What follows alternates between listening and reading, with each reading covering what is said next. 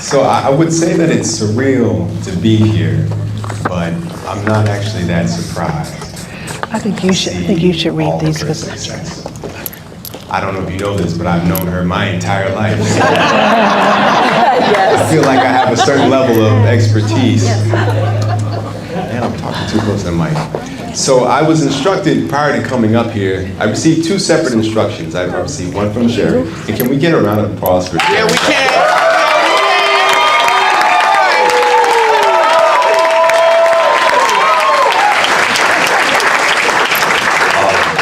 And then I got a separate instruction from the doc.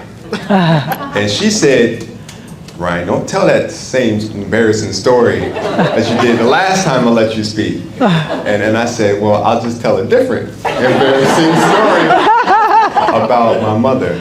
So a lot of you, I see faces that I've known for a long time. Does anybody remember a small scooter dealership named White Dog Motors? Raise your hand. White Dog, all right.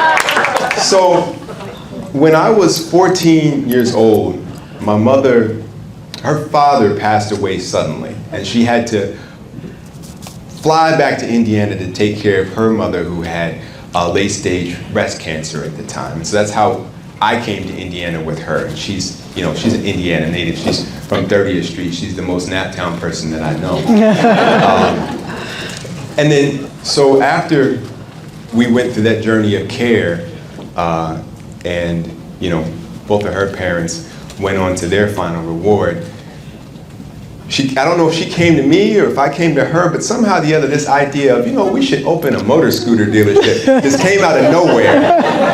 And I can look back on it now and I realize what it was. It was tactical because anybody here has tried to raise a son, it's quite difficult. And if you have a melanated son, then the challenges grow.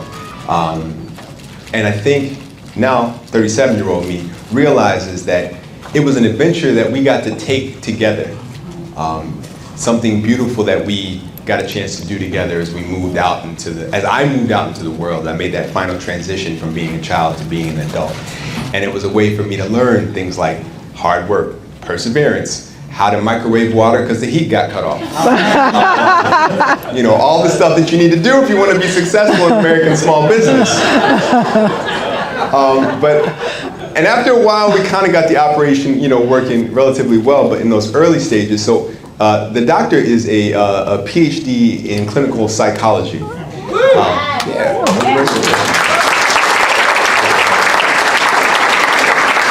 Hold on. Let me pull a passer move real quick. Come out from behind the, and then the next thing that they normally say is they say, now I'm only gonna be a minute. And then you look down at your watch, you're like, oh Lord. But we didn't know what we were doing at first. And I remember we were in some type of warehouse, I think not too far from Massachusetts Avenue because our first location was here. And we were unboxing the scooters and we got them put together, but they weren't running yet. For some reason they needed to be transported. But we didn't have a ramp. We had never thought about having a ramp because we'd never done this before. Again, PhD, I was 14 years old. I didn't even know how to drive yet. But we found a big door and we had a truck. And so we backed up the truck and we had to get the scooter on there. Now, physics would tell you that if you've got an elevated surface, got a ramp, there should probably be something at the end of the ramp that secures the ramp as you're pushing several hundred pounds up the ramp. These are things you learn with experience. And so I'm pushing the scooter. She's standing nearby, looking at me push the scooter. I push up the scooter, I make it halfway up. Door goes one way. All of us collectively, we hit the ground. Scooter flies off this way. I'm flying off this way. I'm hitting all sorts of knees and elbows I didn't even know I had. And I don't remember this. She goes, oh, Ryan, and then runs over to the scooter.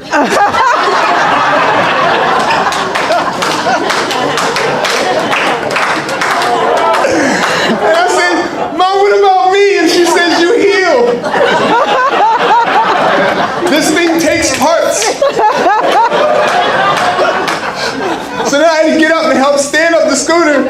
so she could examine it for damages. I'm really happy that Representative Bartlett was here. Actually, can we get another round of applause for the gentleman?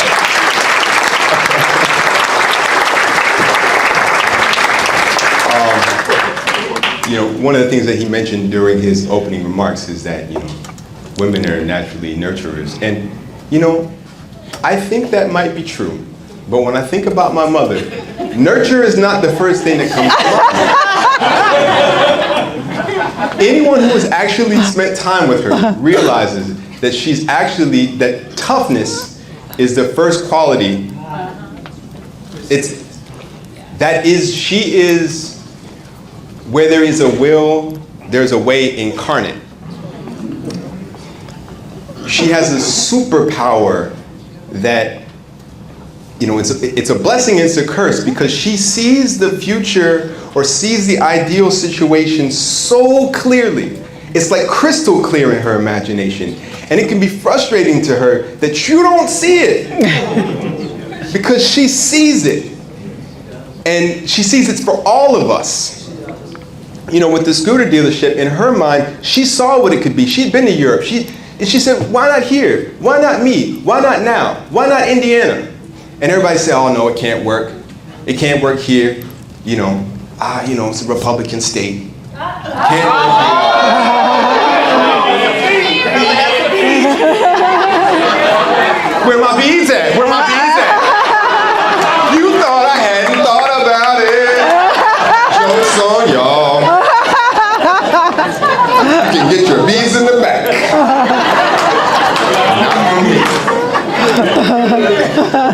Yeah, so I'm going to use the R word in here, but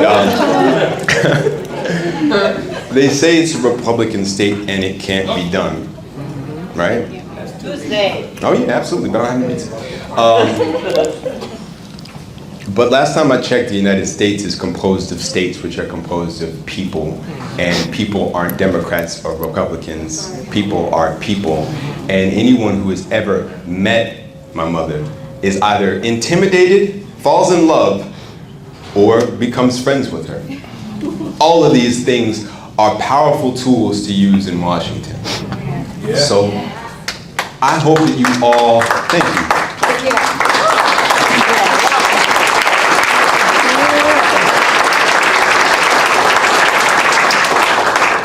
I'm so very proud of her. And again, I'm not surprised, because she sees a vision for the state, sees a vision for the United States, sees a vision for all of us, one that's more equitable, that's more fair, that's healthier. Yeah. And so I'm just very happy to be here, happy to see you. And you know, God bless you guys, and I really hope that you do everything you can to make our shared vision a reality. All right.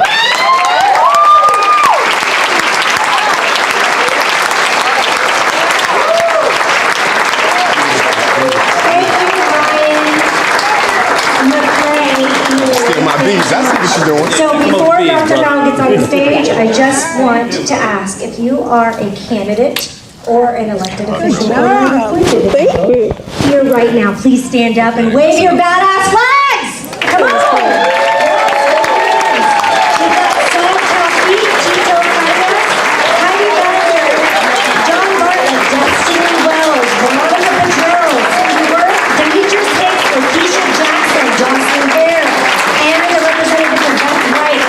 All right, thank you guys all for being here. And without further ado, please get up on your feet and say thank you and bring her in, Dr. Valerie.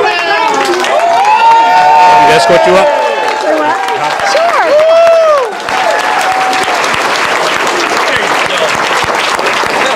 Our next U.S. Senator, my sister.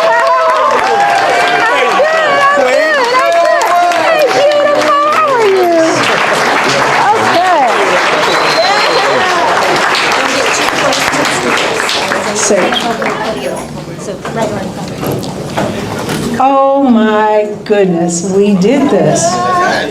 This is just a precursor for November 5th, right? November 5th. When we take it all the way home, when we have that seat. Oh my goodness, people ask me all the time, why are you running? It just never occurred to me not to. It just never occurred to me that I shouldn't or I couldn't. But mostly it never occurred to me that I had the right not to run. That's right. It never occurred to me that I had the right when all these different things, the best teachers I can think of in public school, number 37, a music teacher that was just outstanding, professional musicians, all the things that were awarded to me, the college that I was able to get into, the scholarships that I've gotten, the prayers that got me through that. The time that my son was, where my book bag and my diaper bag was one and the same, and I was able to rely on my parents that said, you know, drop him off, we got this, get your finals done, do this. All those little things that were in my background, even the bad times, that let me know that I had no right not to. That's right. 2 days ago, well, about a week ago, I was at the Women's League of Women Voters, Black League of Women Voters. And there was a woman there that I really, really admired. Her name is Gwendolyn Hawkins. And she reminded me of why I was here, because I was in a junior sorority. And her daughter, which is the same age as I was, we were in this junior sorority, Gamma Phi Delta. And Sherry, her daughter, was just walking down the street and was killed by gunfire, just people just playing with guns. So it only takes once for a 14-year-old to have to stand in a casket in front of a casket of another 14-year-old to be resolved to say that this cannot keep happening. So when we talk about gun violence in our community, and a lot of people I serve have been shot or have been the shooters and worked in Logansport and that sort of thing, but for me, this race is personal. Because I've been there, I've been at those caskets of teenagers. And having one of them to be my friend, one of my best friends at the time, was very, very traumatizing. But it forced me to be who I am today, which is I'm very, very focused on the needs of our communities. I was fortunate enough for, after the scooter ordeal, we were broke. We were broker than broke. My accountant, my treasurer for the campaign, Mary Lett, who's sitting over there now, I remember the last time I said, Mary Lett, how much do I owe you? Because she was coming out religiously, counting the money for we were at Keystone at the Crossing now. We were big time. We were asked to move our store to Keystone at the Crossing. Yes. We looked like $1 million business. No one knew. It was just me and a 14-year-old running the business. But the economy dropped. Everything just dropped out of the economy. There were no PPP loans to bail us out, right? And after a while, I said, Mary Lett, you keep coming every week to do our books. How much do I owe you? And she said, I don't know, Val, probably about $900. And I said, Mary, I don't have the money to pay you. And she says, I've been knowing that. I'm the one that does your books. So to have her, and when I said, Mary Lett, I'm going to run for office, and she's watched these ups and downs over the years, because she still does my taxes, when I'm brave enough to actually get them done. But she still does my taxes, and for her to jump right in and say, when I say, I'm going to run for office, and she says, I'm with you, Val. I'll be your treasurer. I'll be there for you. We'll do this. And for her, to somebody who's seen you with your runs in your stockings, to be able to be there for us. And those are the type of people that are the foundation to this campaign. The person who lets my dogs out every day, makes sure my dogs are fed when we're on the road, gets in his car, makes sure we're fed, everything's fed. I've been knowing him since 3rd grade. We went to the prom together. Orrin Coleman, could you please stand up?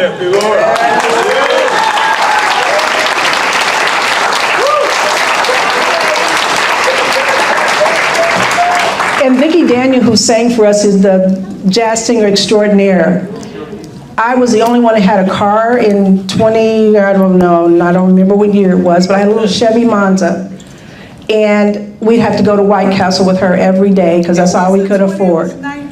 Was it? 19. We've been knowing each other for that many years. But she's also always there for the campaign. So in this room are people that are old to me and new to me.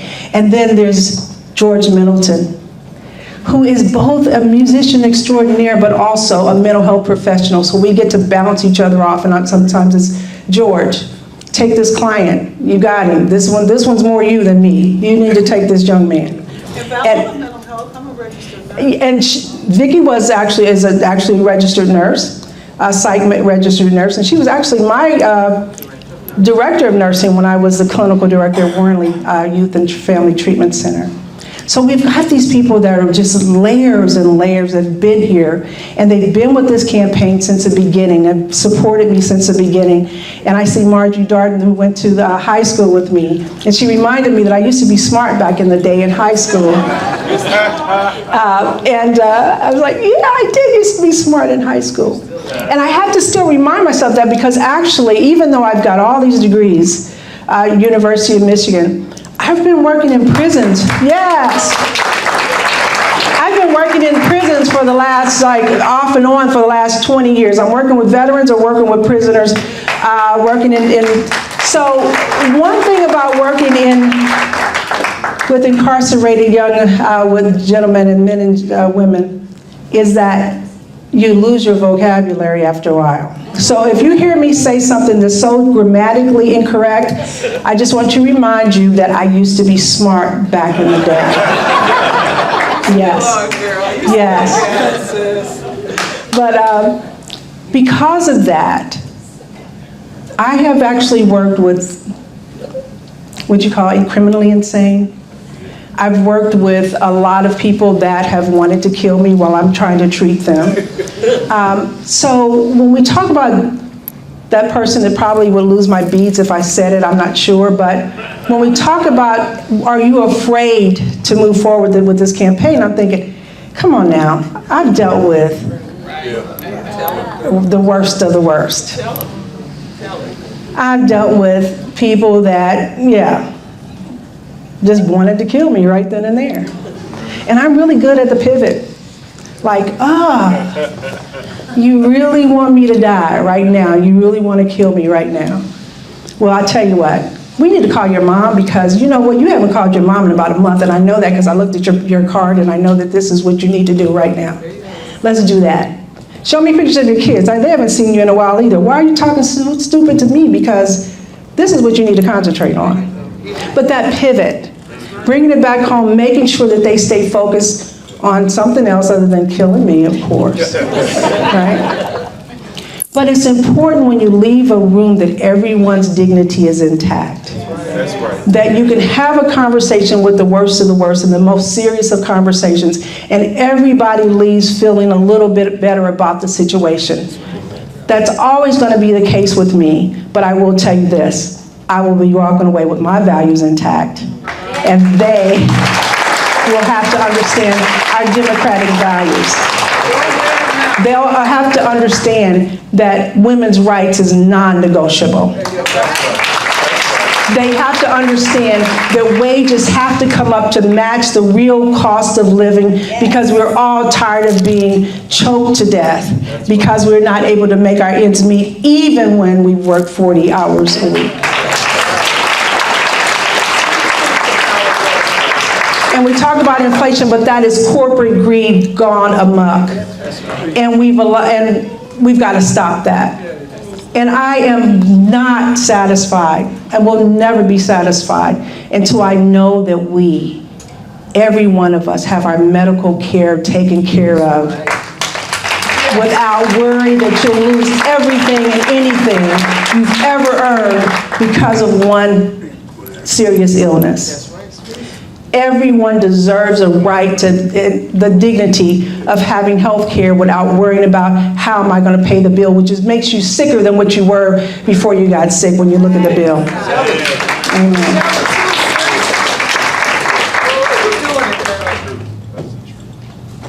This environment.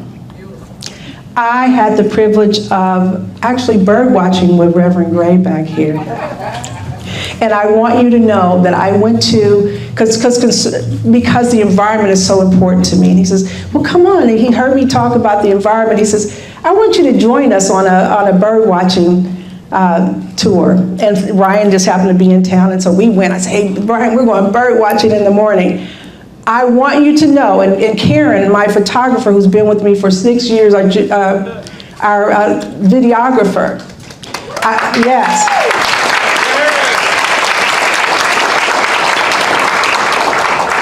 And we were in Mooresville yesterday. Was it yesterday? 2 days ago. 2 days ago, we were in Mooresville, and there was a beautiful, bright blue bird. And I arrogantly said, that's an indigo bunting. Because Reverend Gray there taught us the birds. It was like, that blue bird, that's an indigo bunting. And anyway, it showed up just for me, I'm sure. So I could have that moment. There you go. But I just want you to know that my values are such that these things that matter to us most matters to me. I am just the conduit for your voice. And our voices are one and the same here in this room. None of us have the right to sit on our laurels and let what's happening, trying to happen. This has just been a test, just a little test. Take away women's rights temporarily. We're going to get that back. This is just a test. Bring up CRT. This is just a test to call things that are true and right, call it being woke. This is just a test to wake us up again, because we are going to be woke. We are woke, and we're going to vote in November, and we're going to switch things over. Because our children deserve schools that are just amazing, because we have amazing children. We have a beautiful land here that we need to take back, that we need to clean up, that we need to make whole again, that we need to get the poisons out so our children can breathe and eat and drink and not have to worry about cancer the way they have to in a lot of places here in Indiana. We want to make sure that women's rights, that we don't have to worry about women dying in childbirth. Put the things first. If you really, really want women to say yes to having a child, let's make it easier with child care, affordable child care.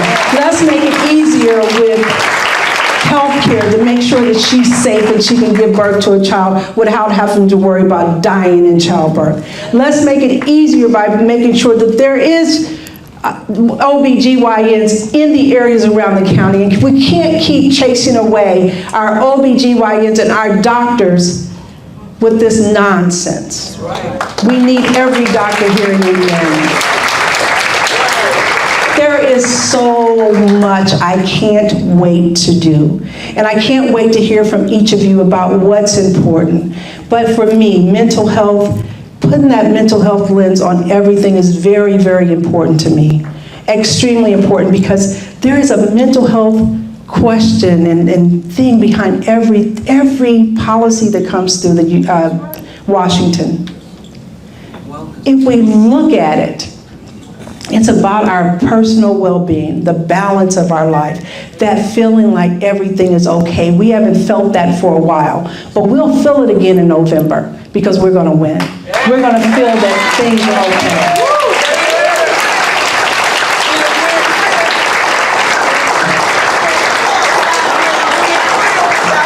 And as a clinical psychologist, I will go to Washington, D.C., and I will call out diagnosis. And if you're crazy, I'm going to let you know you're crazy. If the situation is insane, I have the authority to say, that's some insane logic here. That is some insane people here. This is insanity. And yes, I have the authority to say so.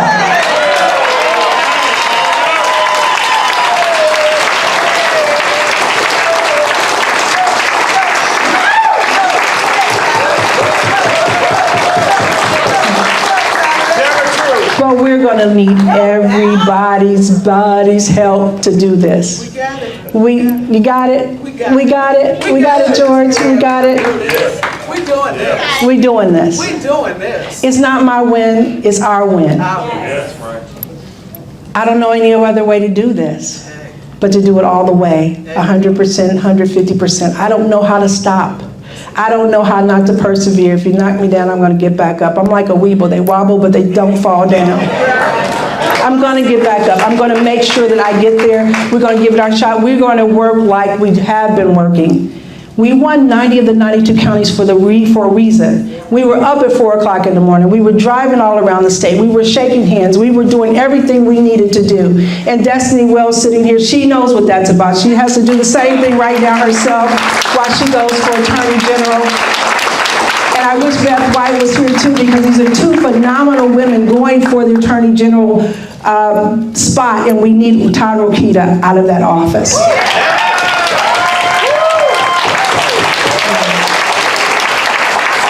Anyway, I want to end with saying, that's how I want everyone to feel, be able to breathe with their wages, be able to breathe with their health care, be able to breathe and be able to exhale, make sure everybody has a roof over their head, make sure people can eat and be married. Everyone has a right for health and happiness and wealth if you want that. But we have to make sure we can tell the difference between greed and wealth. And greed can get to a certain point where it is a mental illness. And we're dealing with a lot of mental illness here in the United States. And I'm not talking about people who have so much money they can't spend in this generation. I don't care about that. But when we have people that have so much money that they can't spend it in any generation, and people are starving and without homes and without health care, we got a problem. That's insanity. I know I can go on and on and on, and everybody's saying, wrap it up, wrap it up. I'm going to wrap it up with something simple. I love you all. I'm counting on you all. And count on me to give it 100%, if not more, whatever I've got, till I drop. We're going to win in November 5th. And can't do it without you. Love you guys. Thank you.